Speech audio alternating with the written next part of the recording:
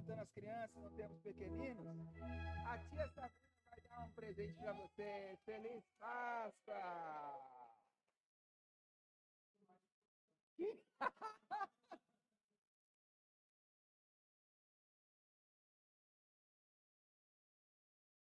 E hoje, e hoje, a Rayane pode comer.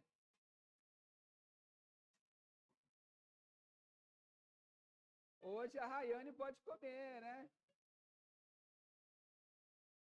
A Rayane passou grandes momentos de provação nesse tempo aí, que não podia comer nada.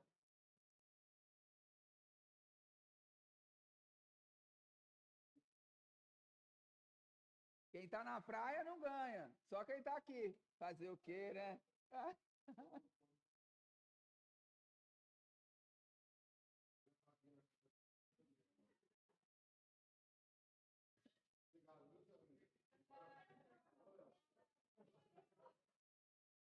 E é só para quem está presente, hein? Que você tenha uma feliz paz, que Deus te abençoe, que adoce bastante sua vida. E se servir de alguma dica, eu gosto de comer esse bombom, botar ele na boca e morder ele inteiro.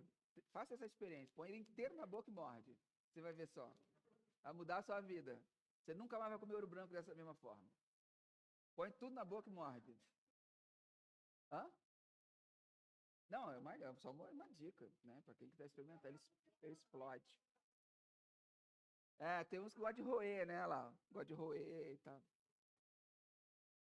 Queridos, hoje é domingo de Páscoa, domingo da ressurreição. E é um dia muito especial para nós, porque a gente celebra. Alguém viu o videozinho que eu mandei hoje de manhã? A Márcia viu, Camila também viu. Videozinho que eu mandei de manhã para já alegrar seu dia. Tá lá no grupo. A Pri também viu. Então, quem está ligado no grupo sempre recebe a primeira mão. Como diz um cara que me ensina algumas coisas, fala, quem chega cedo bebe água limpa. Então, a gente já começou o dia com a ressurreição de Jesus. E hoje eu quero falar com vocês sobre. Tem alguma coisa ligada no som? Que está dando um som de mensagem chegando. É a segunda vez que eu vejo. Mas enfim. Então... Ah, então põe no silencioso, Marquinhos. É o celular do Marquinhos que está no Bluetooth. Vamos lá então. Hoje, por ser domingo da ressurreição, nós vamos ter uma reflexão sobre os discípulos da ressurreição. O que o Cristo vivo espera de nós. O que Jesus espera da gente com pós-ressurreição. E eu quero conversar um pouco sobre isso. Mas, deixa eu te perguntar uma coisa. Você já teve a sensação de que algo terminou, que acabou? Você já passou por um término forte na sua vida? Já teve essa sensação?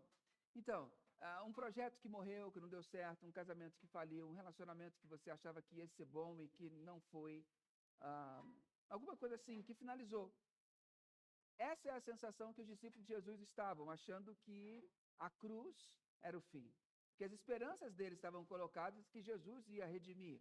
Por mais que Jesus falasse, eles ainda achavam que Jesus iria reconstruir o reino de Israel, ia libertá-los do domínio de Roma, ia ser o Messias poderoso, um general, a imagem de Davi. Mas quando eles vão vendo Jesus andando e agindo de outras formas, essa ideia vai sendo reconstruída na cabeça deles, mas eles ainda não acreditam piamente que isso era real. Então, a cruz para eles parecia o fim. Silêncio, luto, a expectativa, a esperança deles. Tudo foi por água abaixo. Mas esse fim revelava ser um novo começo. Aonde nós esperávamos que poderia ser um ponto final, Deus vai, coloca uma vírgula e a história continua. A gente vive numa cultura hoje que é muito avessa à dor, muito avessa ao sofrimento, evita a renúncia. Então, tudo que a gente vive ao nosso redor ensina a gente a não passe pela dor, evite a renúncia, para tudo ter uma Neosaldina, um paracetamol, um Tilenol. Para qualquer coisa tem uma... se a Novalgina não está dando certo, vai de 1 grama. Arrepia. Então, a gente quer se livrar da dor. Só que a dor faz parte da vida de um universo de pessoas que são pessoas normais. Mas nós queremos evitar isso a todo tempo. E com isso, nós perdemos a beleza da ressurreição. porque nós queremos evitar a dor. Eu, essa semana, entrei num conflito, até comentei com vocês semana passada, porque eu estava amando e odiando a cruz. Agora eu já posso não assistir The Chosen no cinema, porque não vai passar a crucificação. A crucificação é só na próxima temporada. Então, agora eu já posso. Então, a Regiane já está organizando para a gente ir no The Chosen no cinema, assistir, quem quiser ir, fala com a Rê, que a gente vai junto. Porque eu entrei em crise, porque eu amava e odiava a cruz. Amo a cruz porque me veio redenção, e odeio a cruz porque ela fez Jesus sofrer. Mas assim a salvação não poderia vir sem o sofrimento. Então, como é que eu vou lidar com essa coisa? O sofrimento faz parte da vida, mas eu tenho uma tendência, assim como vocês, de fugir da renúncia, fugir do sofrimento. Mas a minha salvação, a nossa salvação dependeu do sofrimento de alguém. E quando a gente tem essa visão de sempre abolir o sofrimento, a gente perde a beleza da ressurreição. Não apenas como um evento, mas também como um estilo de vida. A ressurreição é um estilo de vida. Então hoje, a gente não está aqui só para lembrar do que aconteceu com Jesus. A gente está aqui para perguntar o que Jesus espera de nós no pós-ressurreição. E aí eu tenho uma pergunta para você, que eu mandei uma enquete para você. Você viu o seu celular aí? Eu mandei uma enquete para ti, para você poder responder, né? Seria muito interessante ter a sua opinião. Imagina se Jesus chegasse hoje de manhã, bem cedinho, ao invés de você receber o ovo de Páscoa. Lembra antigamente os pais escondiam ovo de Páscoa, saía domingo de Páscoa de manhã para ir atrás, né? Quem já teve essa experiência da mãe esconder ovo de Páscoa e você ir atrás? Quem já teve, levanta a mão. Eu perguntei quem já teve a experiência de domingo de manhã, domingo de Páscoa, a mãe escondeu o ovo de Páscoa, e você ia atrás, ter que buscar o ovo de Páscoa. Quem teve a experiência já de fazer isso por seus filhos? Levanta a mão. Quem já teve essa experiência de fazer isso pelos seus filhos? Domingo de manhã, chegar e colocar. Que legal. Isso mostra que nem sempre o que recebemos é o que passamos, tá vendo? Não existe uma profecia sobre nossa vida dizendo que teremos que ser algo ou não fazer algo que nós não recebemos. E isso é muito legal. Isso é muito legal. Hã? Falo nada. A enquete que eu coloquei diz assim: se Jesus aparecesse hoje no meio da sua sala, olhasse nos seus olhos e dissesse: eu tenho algo para você fazer, como você reagiria? A maioria diria sim, mas com medo. Diria sim, mas contudo teve voto. Perguntaria se é sério mesmo, ninguém. E tivemos votos em travaria na hora. Cara, imagina se você acorda, tem um cara na sua sala. Imagina, você acorda, você sai do quarto, tem um cara na sua sala. Mas imagina, ele não está brilhando. Não tem musiquinha de fundo. Não tem. Ele não tinha efeito especial na ressurreição de Jesus. Imagina, você acorda, dá de frente com alguém. Mas é interessante que você saberia quem é ele, porque no Monte da Transfiguração, Pedro, Tiago e João sabiam que era Elias e Moisés, mas não tinha foto de Elias e foto de Moisés. Mas eles sabiam que estavam com Jesus, Elias e Moisés. Entendeu? Então você sabe que é Jesus. E aí? O que você faria? Isso é muito interessante perguntar para você saber o que você responderia. A galera massiva aqui não diria sim, mas com medo. Medo de quê?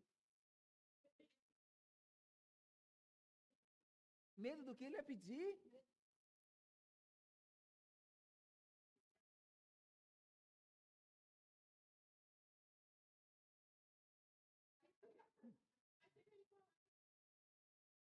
Não, mas não é alguém na sala, é Jesus, você sabe que é ele.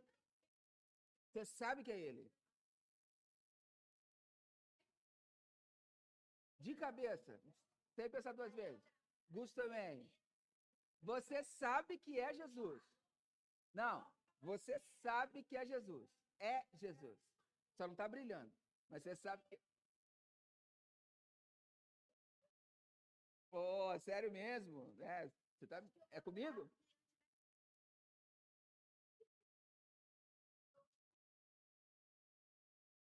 Interessante, travar diante da grandeza e da beleza dele.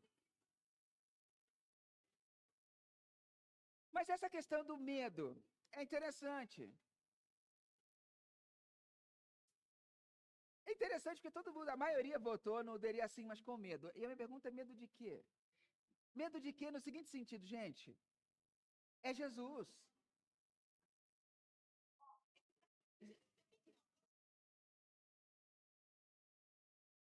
Não era impossível. Mas não era impossível para Jonas. Ele que não quis.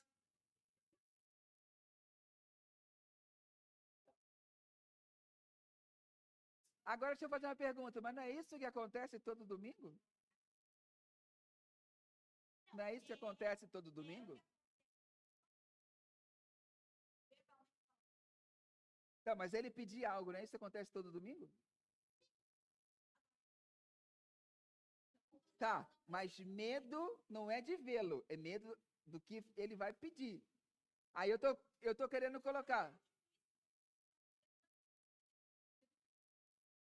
O que mais importa? O medo do que ele vai pedir ou o que ele pediu? Esses caras que a gente vai olhar hoje estavam com medo. Eles estavam com muito medo. Tá? E deixa eu te perguntar uma coisa. Guarda essa questão do medo que a gente vai abordar isso aqui de novo. Você já pensou quais seriam as suas últimas palavras em vida?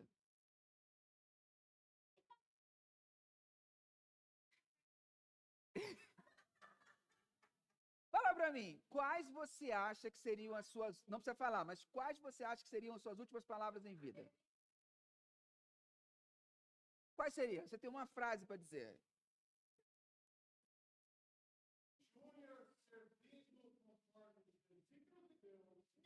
Não, isso não é sua lápide. Isso não é uma sua lápide. É o que você diria para alguém, como sabendo que são seus últimos momentos. Você percebe?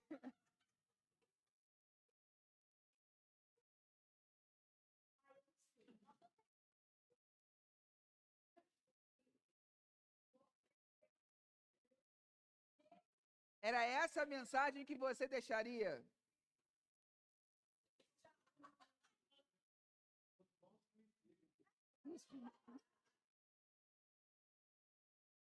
Oi.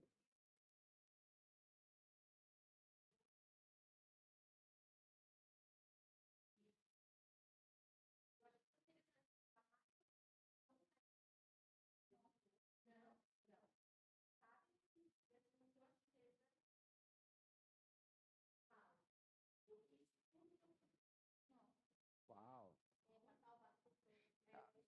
Então você leu uma coletânea de frases, só que o pessoal que está na gravação poder saber. Então você leu uma coletânea de frases de pilotos em acidentes fatais, o que eles diziam antes da caixa preta, e a maioria deles dizia: eu fiz tudo o que eu podia. Sabe por que isso é importante? Muito, muito interessante isso aí. Se eu soubesse, eu tinha ido atrás desse negócio. Porque as últimas palavras que você diz em vida, geralmente, é aquilo que você quer que as pessoas que estão perto de você carreguem. É a sua última mensagem. E você não fala algo sem importância, como fui.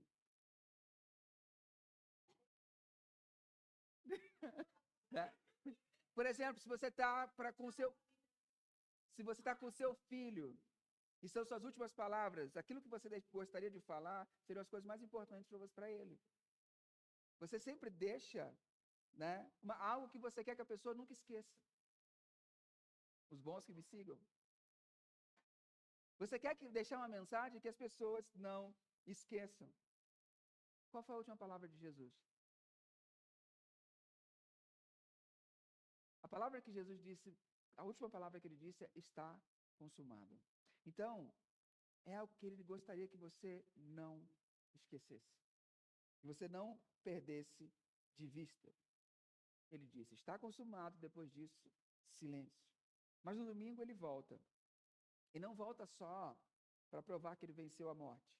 Ele volta para falar mais, para reenviar as pessoas, para mostrar que as últimas palavras na cruz não foram o fim da conversa, mas sim um novo começo. E aí, como discípulos da ressurreição, o que Jesus espera de nós? Vamos ler dois textos hoje, primeiro um em cada parte, como dizia Jack, vamos por parte. João capítulo 19, versículo 28 a 30, diz assim: Jesus sabia que sua missão havia terminado e para cumprir as escrituras disse: estou com sede. Havia ali uma vasilha com vinagre, de modo que ensoparam uma esponja no vinagre e colocaram na ponta de um caniço de sopo e ergueram até os lábios de Jesus. Depois de prová-la, Jesus disse: está consumado. Então, inclinou a cabeça e entregou o Espírito. Jesus morreu. Na cruz, o discipulado enxerga o seu custo. Qual é o custo do discipulado? A cruz, ela não foi um mero acidente, ela foi uma escolha intencional de Jesus. Foi voluntário, ele sabia disso. Foi um ato de amor. Ele não foi preso pelas pessoas e condenado à morte porque ele era impotente. A Bíblia fala que quando ele estava diante dos seus captores, ele fala: nenhum poder foi dado a você se do céu, você não poderia fazer nada se do céu não tivesse te dado poder. Ou seja, ninguém tira a minha vida, eu a dou, em outra passagem ele diz. Então ele entregou a sua vida voluntariamente. E quando ele diz, estou com sede, o que ele está dizendo? Ele é plenamente humano. Ele está com sede. O servo sofredor, que havia uma profecia sobre ele, que ele estaria com sede, Jesus diz na cruz, estou com sede. E quando ele diz isso, ele diz, eu sou plenamente humano. Eu estou aqui plenamente como humano, eu tenho necessidades físicas. Eu estou com sede. E depois de tentarem saciar a sede dele com vinho azedo, cumprindo a profecia, ele diz uma palavrinha, está consumado. A palavra está consumado é o grego tetelestai.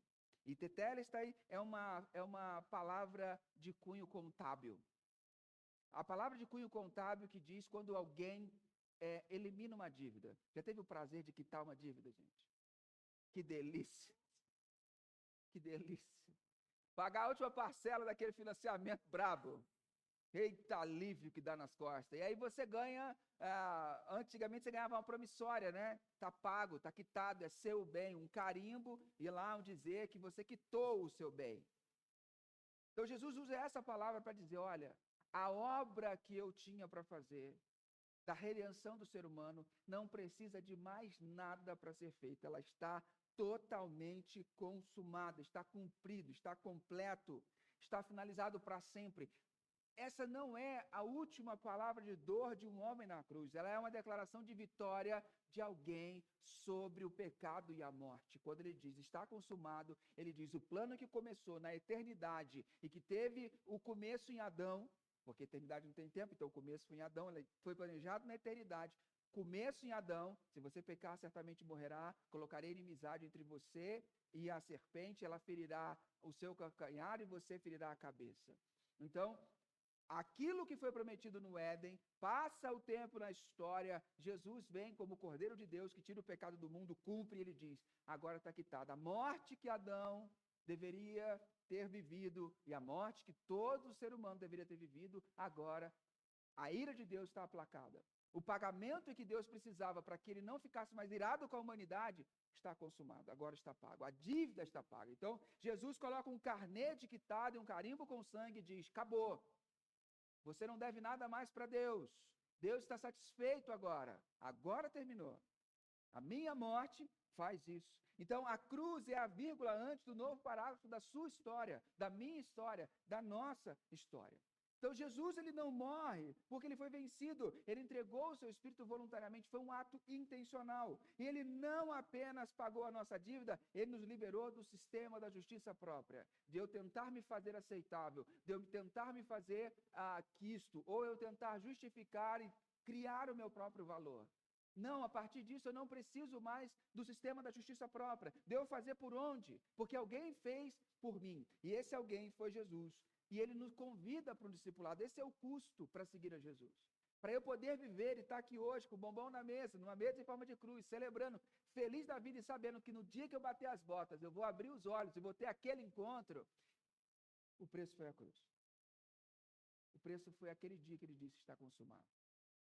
Então, o discipulado nos convida a seguir esse caminho de entrega, não apenas admirar a cruz, mas caminhar com a nossa cruz. Com a nossa cruz. Mas a morte dele não termina a história continua em João capítulo 20, 19 a 20, ele diz, ao entardecer daquele primeiro dia da semana, domingo, os discípulos estavam reunidos com as portas trancadas, por medo dos líderes judeus. De repente, Jesus surgiu no meio deles e disse: Paz seja com vocês. Enquanto falava, mostrou-lhe as feridas nas mãos e no lado. Eles se encheram de alegria quando viram o Senhor. Mano, como é que estavam os caras, mano? Os caras estavam com muito medo. Eu ia fazer essa dinâmica com as crianças, vou fazer com vocês. Os caras estavam com muito medo, velho. Eles estavam cheios de medo. Eles estavam dentro de um quarto, dentro de uma sala sem janela. Dentro de uma sala sem janela, só com a porta. Alguma semelhança aqui é mera coincidência. E eles estavam com medo dos líderes judeus, porque uma perseguição se alastrou contra eles. E então, eram desesperança, medo, pânico. O que nós vamos fazer agora? Como é que vai ser? O amor pelo mestre que morreu, e o que vai acontecer conosco? O segundo ponto que eu quero colocar para vocês é que na ressurreição, Jesus vence o medo e vem ao nosso encontro. Portas trancadas, medo, culpa por ter abandonado, todo mundo peneirou. Só João, Maria, e alguns ficaram, mas os apóstolos, todo mundo saiu fora. Todo mundo correu, Judas traiu, não aguentou o peso do remorso, foi e se suicidou. Não sei que dia, mas ele suicidou. A Bíblia não fala especificamente o dia, mas ele se suicidou. Estava todo mundo numa situação difícil, com portas trancadas. Aí, de repente, Jesus decide aparecer. Ele aparece no meio deles. E aí, ele mostra suas feridas, nos pulsos, nos pés, no lado. Prova, sou eu estou aqui. Sabe uma coisa que eu aprendo aqui? É que a cruz está presente na ressurreição. A cruz está presente na ressurreição. Jesus mostra essas mãos, os lados, para mostrar que a ressurreição não apaga as marcas da vida, mas ela as ressignifica. Viver com Deus não vai apagar as marcas que você já passou na sua vida. Mas essas marcas podem ser todas elas ressignificadas, curadas e dado um novo sentido para elas. Ele não esconde as suas feridas. Ele usa as suas feridas para curar as pessoas. Ele usa as suas feridas para dar credibilidade às pessoas. Ele usa as suas feridas para aumentar a fé das pessoas. Olha, veja, sou eu. Está vendo aqui minhas marcas? Sou eu que passei por aquilo tudo. Estou bem hoje. Está tudo bem. Já passou. Ele usa isso. Discipulado não é perfeição. Seguir a Jesus não é perfeição. Seguir Jesus é redenção. E aí eu falo para você hoje, em volta dessa mesa, as suas feridas, as suas cicatrizes, podem também falar da graça de Deus. Elas não só remetem a um passado sombrio e doloroso para você, mas elas também podem representar e falar da graça de Deus que te tirou daquele lamaçal, daquela situação, e hoje você é uma nova pessoa. No Evangelho nós não escondemos as nossas feridas. Nós usamos como meios de graça para abençoar as pessoas. É como Deus nos pega no meio das nossas feridas, como aqueles potes de argila quebrado que os japoneses vão e restauram com um pó de ouro chamado kintsugi. Aí surge aqueles vasos bonitos, todo marcado com veios de ouro. Já falei isso aqui umas 3 vezes nas pregações, gente. E aí, o que fica bonito no kintsugi é, então, as marcas de ouro e não o vaso em si. São as feridas daquele vaso, aqueles veios de ouro que ficam bonitos. Então, são suas feridas curadas, restauradas, que vão ser aquilo que vai mostrar Deus ao mundo e às pessoas. Tanta gente preocupado demais em lidar com o tempo. Pé de galinha aqui, ruga aqui, põe fio aqui, e cai botox, e uau, isso é aquilo, aí fica com a cara do... Sorri, o dedo do pé levanta. Mas as marcas da sua vida, do que você traz no seu rosto, não sou contra cuidar da saúde, ok? Mas marcas que você traz consigo, elas falam da graça. Você não precisa ficar lutando por uma batalha que você vai perder, o tempo é mais forte. Desde o Éden, o tempo nos vence. Mas vai chegar um dia, aleluia, em que teremos corpos transformados e não envelheceremos mais, não haverá mais necessidade de óculos, não haverá mais catarata, não haverá mais pé de galinha, não haverá mais necessidade de botox, aleluia. Nós seremos como Ele, glória a Deus, nada cairá mais, glória a Deus. E tudo que deve subir, subirá. Mas, até que esse dia chegue, nós passamos pelo crivo do tempo. Nós passamos pelo crivo do tempo. Não adianta lutar contra isso, nós passamos pelo crivo do tempo. Agora você usa suas marcas como meio de graça? Usa suas marcas como meio de graça? Ou usa suas marcas como um símbolo daquilo que está perecendo da sua luta, porque não aceitar quem você é e o tempo que você tem? Essa é a grande questão. Para de rir.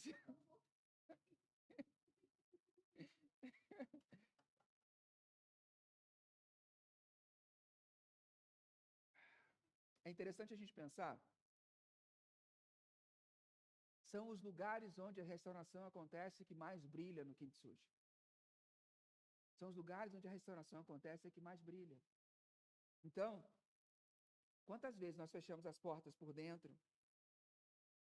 Nós, por causa de medo, de confusão, de culpa, nós nos colocamos em um ambiente fechado com medo, como esses apóstolos, como esses discípulos. A ressurreição não só abre o sepulcro, ela entra nas nossas prisões internas. Jesus vem e traz vida onde havia morte. Há áreas da nossa vida que são secas, áridas, feridas, machucadas, onde a gente não deixa ninguém entrar. Jesus entra, traz chuva, chuva serôdia, chuva do tempo certo, a chuva que restaura. Existe uma figura no texto bíblico, nos Salmos, que é como as torrentes do Negueb. Depois, se você quiser, digita no YouTube, torrentes do rio Negueb. Ou torrentes do Negueb, não é rio, né? Mas torrentes do Negueb. É uma região de um deserto, lá na terra de Israel, em que chove nas montanhas. E aí a água desce das montanhas com tanta força que ela vem descendo e forma um rio no meio do deserto. Você vê o rio vindo, chegando, e ele se torna um rio no meio do deserto. E aonde aquele rio passa, se torna um terreno fértil, que depois floresce, se torna algo muito, muito, muito bonito. Deus quer fazer chover nessas áreas feridas na sua vida. Ele quer deixar as torrentes caírem sobre sua vida para que você possa florescer. Áreas que estão mortas na sua vida, em que você fala, nisso eu não mexo mais, porque isso aí já machucou demais. Deus quer trazer ressurreição, porque Ele tem o controle sobre isso. A ressurreição visita nossas prisões internas. É como alguém entrando num quarto escuro com uma vela acesa. Não interessa. A luz vence a escuridão. Sempre vai ser assim. Alguém já ficou sem luz em casa e teve que acender uma vela? Ou uma lanterna de celular? Hoje em dia a gente tem que mudar os exemplos, né? Não tem jeito, se você apagar, tiver uma vela, se apagar todas as luzes, a luz vence a escuridão. Quando Jesus entra na sua vida, ele vence toda a escuridão possível. Jesus, ele não volta para condenar quem abandonou, ele volta para reenviar. Ele volta, não para, você me abandonou, eu vi, viu? Na hora lá, eu estava de olho, não vi você lá. Você, correndo, eu vi. Ele não faz isso. Ele não vem jogar na cara de ninguém. Ele vem chamar para um novo envio. Mesmo os discípulos que não falharam, são recebidos com paz. Aqueles homens que o abandonaram, Jesus recebe eles com paz. Ele diz, a primeira coisa que Jesus diz é, paz seja com você. Fique em paz. Fica em paz. Ele não culpa o passado. Terceiro ponto que eu quero colocar, e último, é, com o sopro da ressurreição, ou com o sopro do ressuscitado, o discipulado vive a nova criação. Versículo 21 fala, mais uma vez ele disse, Pai seja com vocês, assim como o Pai me enviou, eu os envio. Então soprou sobre eles e disse, recebam o Espírito Santo. Cara, paz, shalom, ele tem vários significados, são complicados para a gente entender, mas você pode O que ele quis dizer aqui é que você vai ter paz em meio à adversidade. Você vai ter presença em meio à adversidade. Presença de Deus. É isso que ele está dizendo. Você vai ter presença, companhia no meio da adversidade. Você não está mais sozinho, não está mais sozinha no meio das suas complicações. E o envio é como o dele. Olha o que o texto diz. Assim como o Pai me enviou, eu os envio. Eu te envio com entrega, com amor e numa missão. Que missão é essa? A missão de Deus, a Missio Dei. Deus está o conceito de Missio Dei, da missão de Deus em latim, Deus está em missão no mundo. Ele quer transformar este mundo no lugar mais parecido com o que ele idealizou. E para isso, ele envia Jesus e Jesus envia a igreja. Você está sendo enviado por Deus para transformar esse mundo num lugar melhor, fazendo parte da missão de Deus. E por isso ele sopra sobre nós o Espírito Santo. Quando ele faz isso, ele remete a dois episódios fantásticos da Bíblia. O primeiro, em Gênesis capítulo 2. O que acontece em Gênesis capítulo 2 em relação a sopro? Deus sopra, ele constrói o ser humano e sopra dentro dele, o ruar de Deus dentro dele. E remete a Ezequiel capítulo 37. O que acontece em Ezequiel capítulo 37? O vale de ossos secos. O profeta tem uma visão de um vale cheio de ossos secos, e aí, então, ele diz, profetiza sobre esse vale, ele profetiza sobre o vale, o vento do Espírito vem, e os ossos começam a encontrar ossos, forma esqueleto, entra músculo, carne, nervo, corpo, e surge um exército. Nessa visão, o profeta fica assustado, porque um exército do nada veio a se levantar. Então, aqui, o que ele está dizendo para nós? Olha, quando ele sopra dentro de nós, ele sopra a recriação.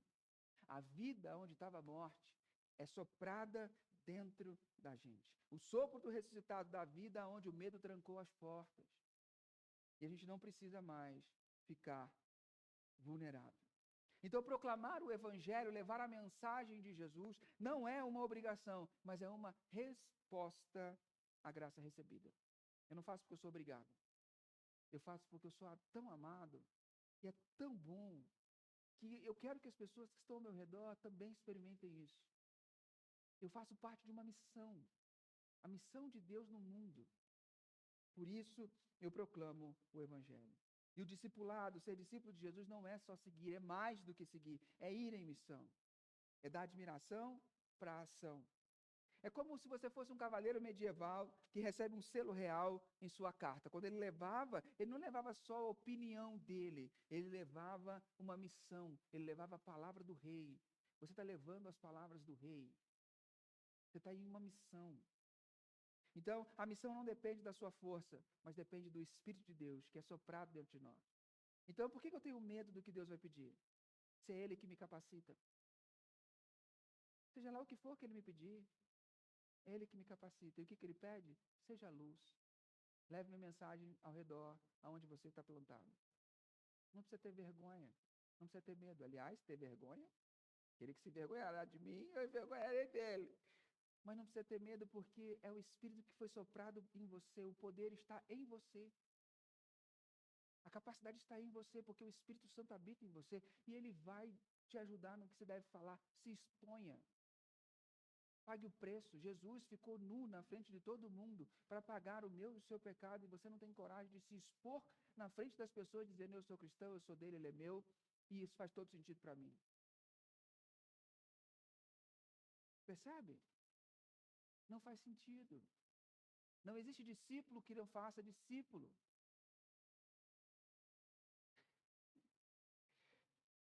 Já que eu vejo essas coisas todas. Eu vejo a alfinetada um no outro, é complicado. Mas não existe discípulo que não faça discípulo, não existe discípulo que não esteja envolvido em formar outras pessoas, em trazer outras pessoas para o convívio de Jesus. Não existe. Para eu ser discípulo, uma das condições é que eu esteja envolvido na missão de fazer discípulo. Com que força, com que poder? Com o poder do Espírito. Nós não seguimos a Jesus com base no nosso fôlego, mas com base no fôlego dele, da graça dele. O sopro de Jesus é o primeiro sopro de vento da nova criação. Então, o Cristo vivo não quer apenas nos salvar, ele quer nos enviar em missão no mundo. Ele quer que sejamos continuação do que ele começou. Essa é a provocação dele para aqueles discípulos. E como eu aplico o evangelho nisso? Tá bom, eu tenho que fazer como? Preste atenção numa coisa, nós tentamos sempre encontrar sentido em coisas mortas. Religião, performance, controle, culpa, medo. Só que essas coisas, nada disso sopra a vida, nada disso ressuscita, nada disso traz vida. Mas a solução é Jesus enfrentou a sede espiritual para que nós pudéssemos ser saciados espiritualmente. Você está cheio, Jesus tem a capacidade de te saciar espiritualmente. A cruz pagou o preço, o véu se rasgou, a ressurreição venceu a morte e o sopro do Espírito veio sobre nós. E isso, por causa dele ter passado a sede espiritual para que eu pudesse ter sede física, para que eu pudesse passar saciedade espiritual, Jesus enfrentou também uma sede espiritual porque ele se afastou e assumiu todo o pecado da humanidade sobre si. Então, quando ele faz isso, ele paga o preço para que eu pudesse colher o benefício disso. E isso me dá uma nova vida. Você não é mais alguém tentando provar algo para pessoas. Você não é mais alguém que precisa provar alguma coisa para alguém. Você é um filho, uma filha amada de Deus em quem ele tem toda alegria. Você é alguém enviado por alguém que venceu a morte. Você tem autoridade no nome de Jesus. Você tem autoridade. Você não precisa ser vinculado. Você não tem nenhuma profecia dizendo que você tem que ficar sujeito aos seus sofrimentos. Há possibilidade de cura. E não só de ser curado, mas de usar essas feridas para curar outras pessoas. Você pode continuar vivendo atrás de portas trancadas ou pode abrir o coração para receber o sopro da nova criação. Ele está vivo, ressuscitou e está aqui. E ele te chama pelo seu nome. E se precisar, ele mostra. Olha aqui minhas marcas. Sou eu. Não precisa ter medo. Sou eu. Então, querido, o que o Cristo ressuscitado espera de você, que você pare de se esconder atrás das portas trancadas, que você aceite a paz que ele traz e que você diga sim ao sopro que traz nova vida. Hoje é um dia especial, você vai celebrar Páscoa com a sua família. Eu desafio você a orar na hora do almoço, a falar algumas palavras, porque você pensa que não, mas muitos esperam de você. Que você fale. Não é só o pastor que vai falar. Não é só o pastor que tem que falar.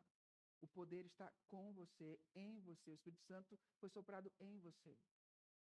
Então diga, olha, antes eu quero falar e quero fazer uma oração. E fale do Evangelho. Fale do porquê nós celebramos uma Páscoa. Ouse se expor. Ouse falar do amor dele. Não tenha medo. O Espírito Santo vai colocar na sua boca o que você tem que falar. E depois você colhe o fruto. Porque Deus te chamou para isso. E a minha oração final hoje é para empoderar você. É para que você seja empoderado de autoridade para ser um discípulo da missão de Deus. Se você sente que precisa ser empoderado, que precisa ressignificar a sua história, tomar posse desse poder do Espírito Santo sobre a sua vida, eu quero orar por você. Você está bem com isso? Você está show? Amém, glória a Deus. Mas você precisa desse renovo, você precisa de ser empoderado. Eu quero orar pela sua vida. Eu quero abençoar você nessa manhã e quero pedir para que você se coloque de pé. Eu quero orar por você. Se você quer ser empoderado para estar na missão de Deus, fique de pé, nós vamos orar.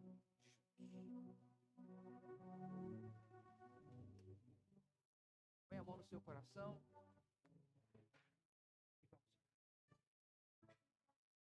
Paizinho querido, em nome de Jesus, nós nos levantamos aqui não diante de homens, mas diante do Senhor, porque a tua promessa é viva sobre nossas vidas. E o teu chamado é iminente sobre nós. Muitas vezes nós temos vergonha, admitimos, temos vergonha sim. Mas não é por maldade, Jesus. É porque muitas vezes não sabemos o que falar, como falar, e temos medo de envergonhar o teu nome. Nos perdoe por isso. Nós não acreditamos no fundo que você vai nos dar as palavras que devemos falar. Mas que isso cesse hoje, que isso termine hoje, que isso acabe hoje. Nos empodere do teu Santo Espírito, nos dando a autoridade e a coragem necessária para ser testemunha do Senhor e não ser apóstolos que fogem no momento da cruz. Senhor, nós entendemos aqueles apóstolos, mas nós não queremos ser como eles. Hoje nós temos conhecimento maior do que eles. Então eu te peço que o teu Espírito Santo, Deus, habite e tome todo o espaço dentro de nós. Nos empodere com coragem, com autonomia, com força, com sabedoria, para falar aquilo que o Senhor quer que falemos. Em nome de Jesus, nos derrama essa autoridade, nos dá esse poder, que possamos fazer a missão do Senhor. Em nome de Jesus. E quando nos perguntarem, dá-nos as tuas palavras, dá-nos a resposta. E não nos deixe envergonhados. Não nos deixe envergonhados. Em nome de Jesus. Amém. Graças a Deus. Pode sentar, querido. Quero despedir do pessoal que está em casa. Que Deus abençoe o seu domingo de Páscoa. Em nome de Jesus.